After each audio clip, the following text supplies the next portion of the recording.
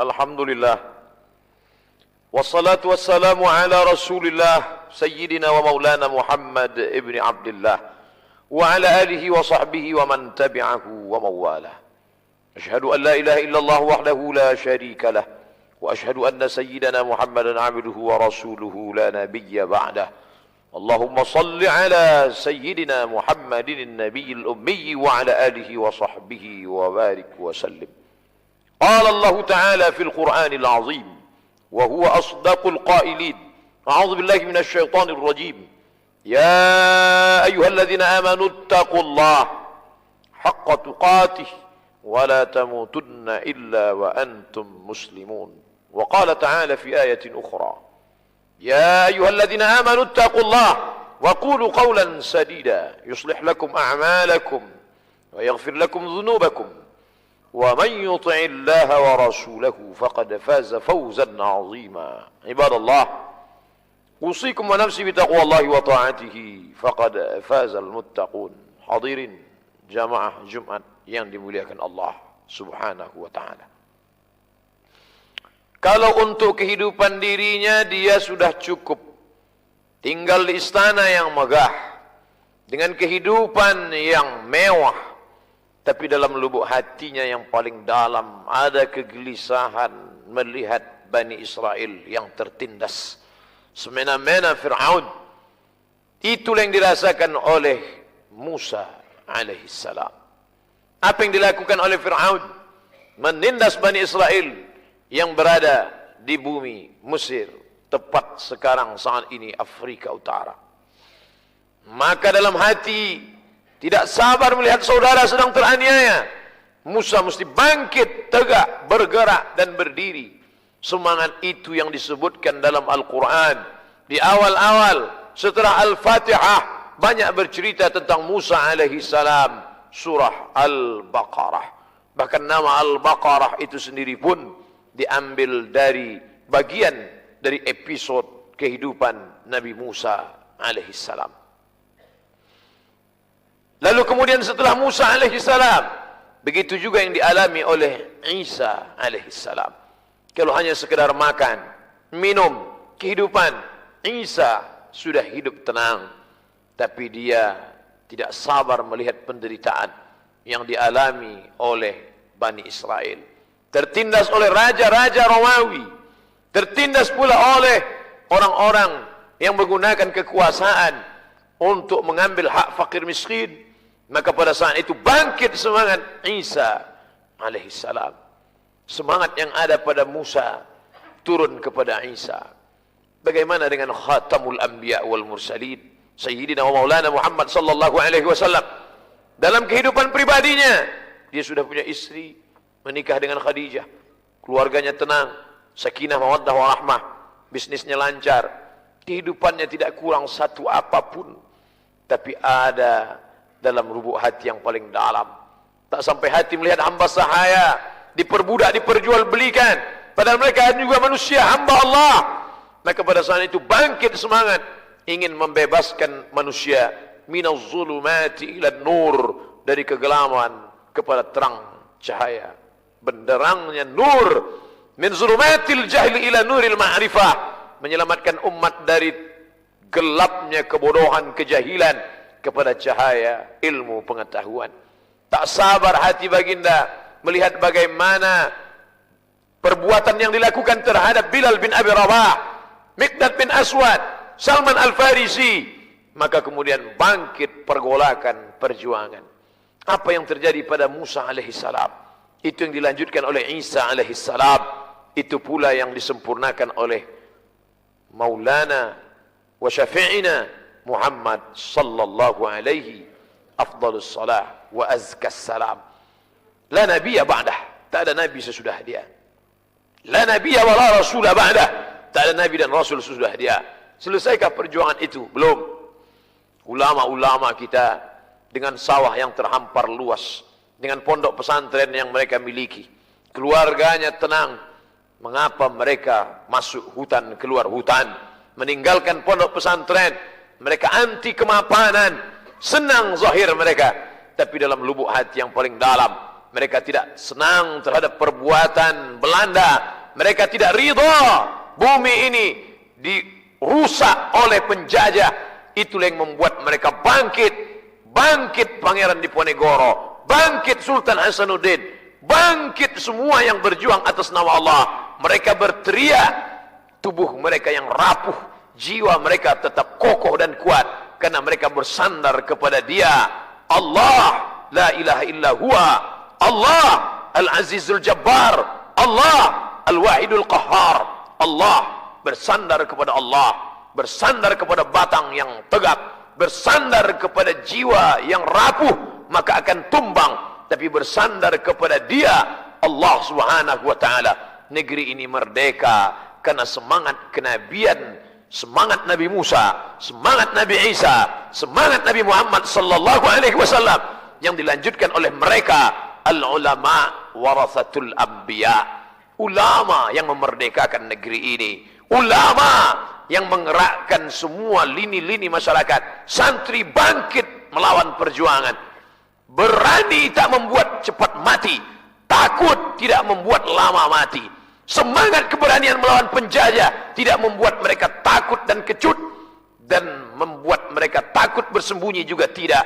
Itulah yang membuat negeri ini merdeka. Pada akhirnya hari Jumat tanggal 9 Ramadan, mereka memproklamirkan kemerdekaan, tapi mereka tidak angkuh dan tidak sombong. Mereka tetap menyebut nama atas berkat rahmat Allah Subhanahu wa taala dan keinginan luhur bangsa Indonesia. Dengan ini menyatakan kemerdekaan dari penjajahan.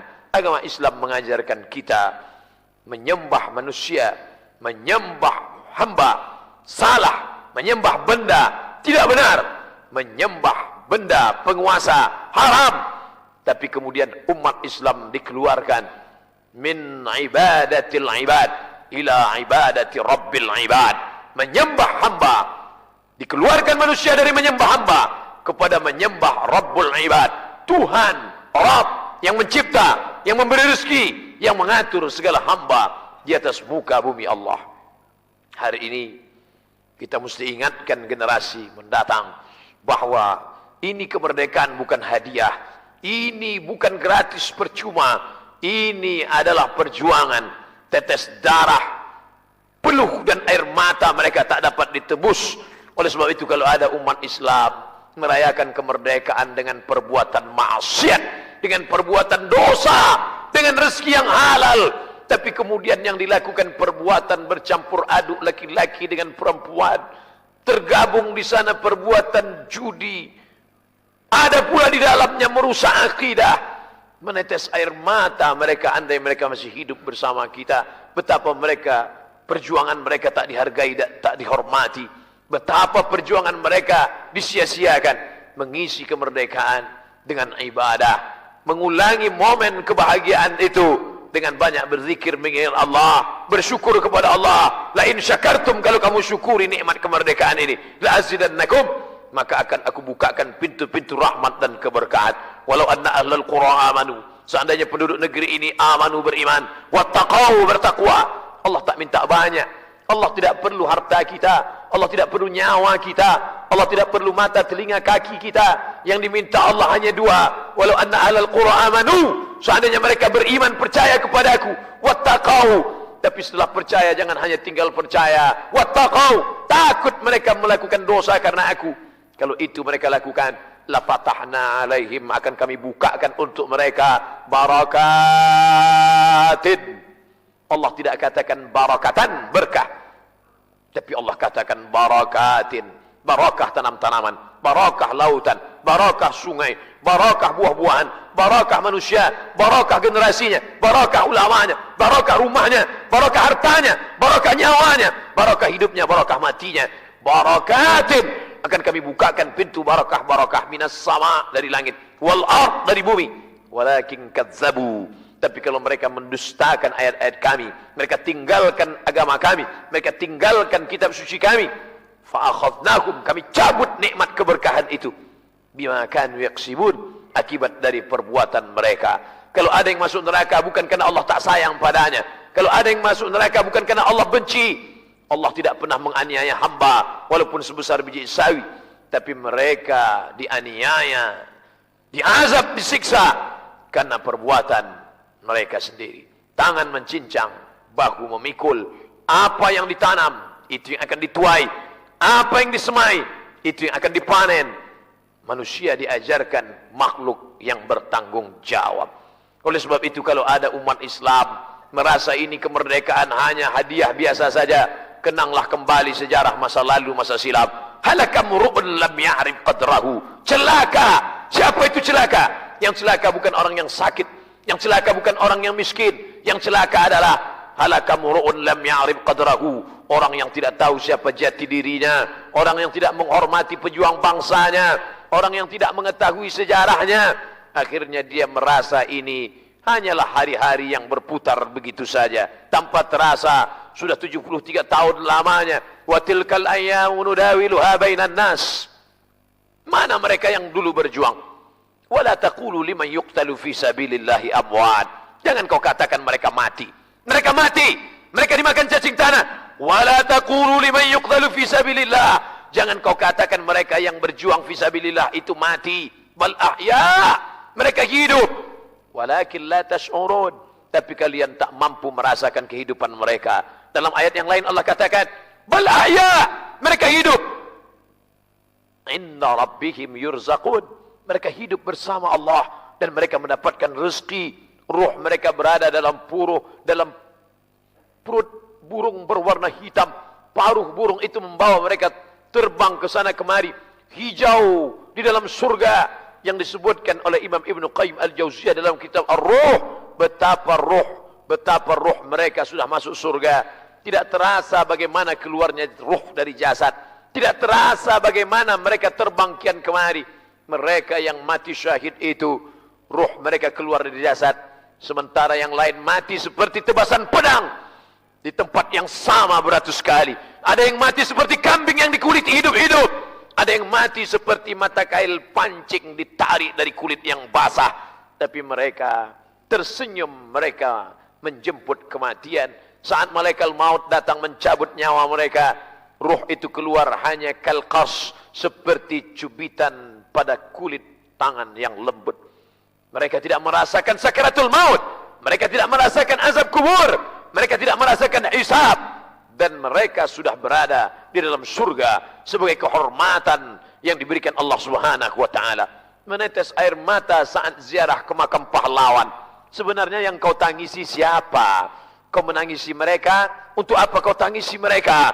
Yang engkau tangisi adalah dirimu yang belum tentu mendapatkan syahid, yang senantiasa berharap istiqamah. Tapi Allah menjanjikan, alladzina qalu rabbuna Allah. Orang-orang yang berkata Rabbku Allah. Allah, saat senang dia katakan Allah, saat susah dia katakan Allah. Thumma istaqamu, istiqamah dia. Tatanazzalu alaihimul malaikah, turun malaikat kepada mereka. Kapan malaikat itu turun? Malaikat turun pada saat paling genting. Rezeki tidak lancar, belum genting. Anak sakit, belum genting. Sakit keras, belum genting. Kapan yang paling saat genting? Pada saat sakaratul maut. Pada saat antara hidup dan mati, pada saat perasaan takut dan sedih, saat itulah malaikat datang. Apa kata malaikat? Allah takhafu, hai ruh yang akan mati, hai ruh yang akan meninggalkan jasad, hai jasad yang akan dimakan cacing tanah. Allah takhafu, jangan kau takut, wala tahzanu, jangan kau sedih. Saat itu tubuh merasakan takut.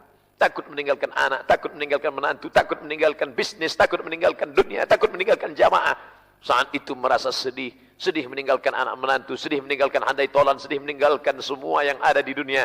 Tapi pada saat itu takutnya hilang, sedihnya melayang. Karena malaikat mengatakan, Allah takhafu, jangan kau takut, wala tahzanu, jangan kau sedih. Setelah takutnya hilang, setelah jiwanya tenang, apa kata malaikat? Wa abshiru bil jannah, berbahagialah engkau mendapatkan surga allati kuntum tu'adun, yang sudah dijanjikan Allah Subhanahu wa taala. Allah memanggil dia. Dia bukan datang sebagai tamu tak diundang, tapi dia datang sebagai tamu kehormatan. Ya ayyatuhan nafsul mutmainnah, wahai jiwa yang tenang, irji'i ila rabbiki radiyatan mardiyah, kembalilah engkau kepada Rabbmu dalam keadaan radiyatan, engkau ridha kepada Allah, mardiyah, dan engkau pun diridai Allah. Fadkhuli fi ibadi, masuklah ke dalam golongan hamba-hambaku. Wadkhuli jannati, masuklah ke dalam surgaku. Itulah yang ingin diisi dari kemerdekaan, menyelamatkan anak bangsa. Daftarkan anak-anak ke sekolah agama, supaya ketika dia berkata tentang fisika, biologi, kimia, matematika, tapi juga dia bisa berkata tentang ayat Al-Quran, hadis Rasulullah, fikih, bagaimana dia bisa merawat orang tua, memandikan jenazah, bagaimana dia mampu membacakan Al-Quran, bagaimana di tengah malam yang sunyi menetes air matanya sambil berucap, Rabbighfirli wali walidayya warhamhuma kama rabbayani shaghira. Bangga dengan bangunan yang tinggi mencakar langit, bangga dengan kehebatan, titel, kekuasaan dan jabatan. Itu semua akan berakhir dengan kematian. Tapi pada saat mati berakhir, an-nasu niyam. Sayyidina Ali berkata, an-nasu niyam, manusia itu tidur. Semua manusia tidur. Orang kaya sedang tidur bermimpi dengan kekayaannya. Penguasa sedang tidur lelap bermimpi mengigau dengan kekuasaannya. Ulama yang tidak sadar, dia juga sedang tertidur lelap dengan kemasyhuran, kepopulerannya. An-nasu niyam, manusia sedang tidur. Falamma matu intabahu, ketika mereka mati barulah mereka sadar, oh, rupanya aku hanya tidur terlelap sekejap saja. Inilah kehidupan yang kekal abadi. 63 tahun, potong masa kanak-kanak sebelum akil balik, tinggal 5 tahun. Sibuk pergi ke sana kemari, pergi pagi pulang petang. Habis waktu, tidur, bekerja, beraktivitas, menghitung. Jama'a malahu wa'addadah, mengumpulkan harta, menghitung harta, menghitung harta, mengumpulkan harta. Tapi sampai masanya, semua akan berakhir. Kalau pernah kau usap kepala anak yatim, kalau pernah kau langkahkan kakimu ke masjid, kalau pernah kau dengarkan tausiah, yauma yafirrul mar'u min akhihi, saudara kandung pun tak mampu menolong, wa ummihi wa abihi, ibu kandung yang dulu mengandung 9 bulan 10 hari, menyusukan 2 tahun lamanya, peluk cium, tangisan, tetesan air mata. Tapi sampai masanya mereka pun lari, tak dapat menyelamatkan anak-anak buah hati belayan jiwa. Wa sahibatihi, istri yang sudah melahirkan anak-anak, hari ini janji itu terlepas, mereka pun tak juga dapat saling tolong menolong. Anak yang selama ini dikasihi, disayangi, meleleh air mata meninggalkan mereka. Sampai masanya anak tak dapat menolong ayah, anak tak dapat menolong ibu, ibu pun tak dapat menolong anak. Likulli mri'im minhum yawma idzin sya'nun yughnih. Pada hari itu semua orang sibuk mengurus urusan masing-masing. Ish masyi'ta, hidup sesuka hatimu. Kau mau hidup dengan cara Musa, silakan. Kau mau hidup dengan cara Fir'aun, silakan. Kau mau hidup dengan cara Isa, silakan. Kau mau hidup dengan cara Herodes, silakan. Kau mau hidup dengan cara Nabi Muhammad SAW, silakan. Mau hidup dengan cara Abu Jahal, Abu Lahab, silakan. Ismasyita, hidup sesuka hatimu. Fa innaka mayyit, tapi ingat, kau akan menjadi mayat, kau akan menjadi bangkai. Yang dulu menjajah Indonesia 350 tahun lamanya, mati. Yang dulu menjajah Indonesia 3 tahun setengah lamanya, mati. Yang menjajah mati, yang dijajah pun mati. Sama-sama mati, sama-sama di dalam tanah. Apa bedanya? Yang satu mati menantikan azab yang paling menyakitkan, khalidina fiha abada, kekal selama-lamanya dalam api neraka jahanam. Tapi yang satu lagi, mereka tidak mati, mereka menunggu kenikmatan, nikmat di atas nikmat.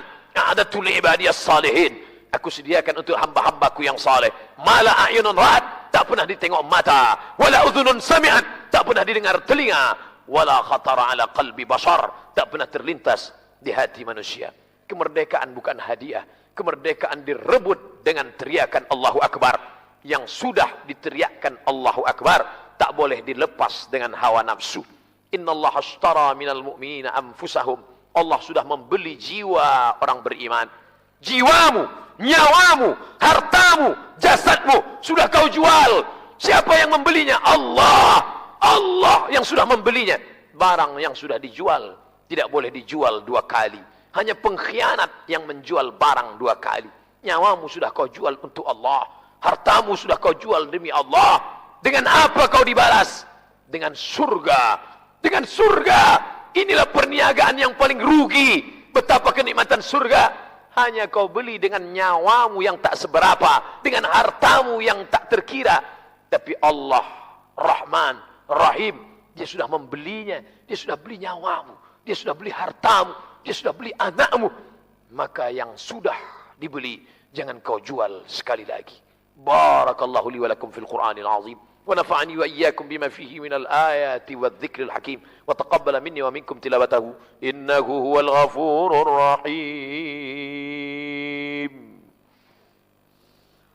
اللهم صل وسلم على سيدنا محمد وعلى آل سيدنا محمد.